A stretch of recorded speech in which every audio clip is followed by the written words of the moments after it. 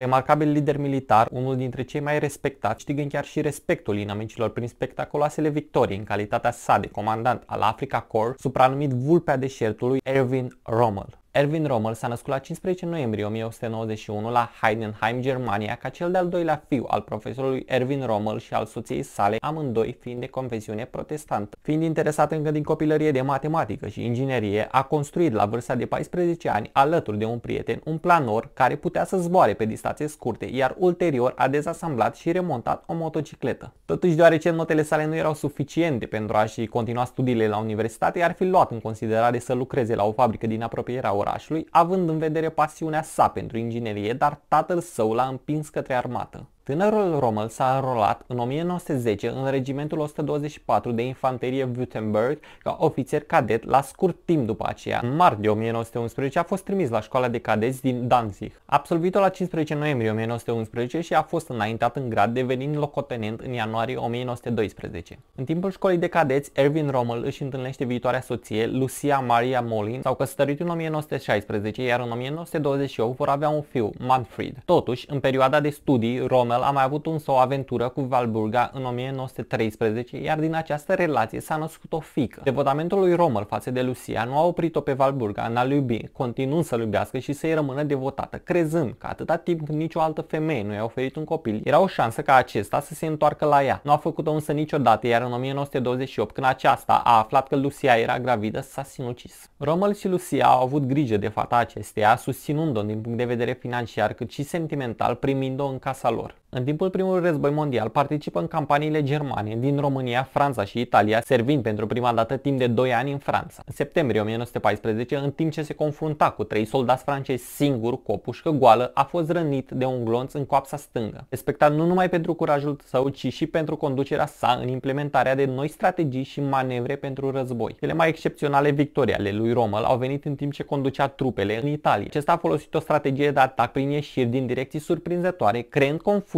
și dezordine în rândul italienilor, iar, datorită tacticii acestuia, trupele germane au reușit o victorie decisivă asupra armatei italiene, capturând 9000 de soldați și 150 de ofițeri. A fost rănit de 3 ori în timpul primului război mondial, primind decorația Crucea de Fier, cât și Crucea pour le Mérite, fiind astfel cel mai tânăr individ care a primit cele mai înalte distincții ale armatei germane. După război, acesta a rămas în armata germană ca ofițer de infanterie, iar la 1 octombrie 1929 a fost trimis la școala de infanterie din Dresden ca instructor. Vreau să învăț mai întâi cum să salveze vieți, varsă sudoare, nu sânge. În octombrie 1935 a fost avansat în grad și a început să predea la Academia de Război din Potsdam. Un profesor excelent, prelegerile sale au fost publicate ca o carte intitulată Infanteria atacă în 1935. Cartea a fost bestseller în Germania nazistă spre surprinderea sa, încât armata elvețiană a adoptat-o ca manual de instruire. Până și Adolf Hitler i-a citit cartea, fiind impresionat de ideile sale, lucru care l-a făcut pe Hitler să-l numească pe Rommel comandantul gărzii sale personale la meetingul partidului de la Nuremberg din 1936. Într-o zi când Hitler a decis să iasă la plimbare cu mașina, a menționat că nu mai mult de 6 mașini ar trebui să-l urmeze. Rommel a numărat 6 mașini după Hitler, oprindu-le pe următoarele. Liderii de partid opriți au fost foarte nervoși pe tânărul Rommel, care a îndrăznit să-i oprească.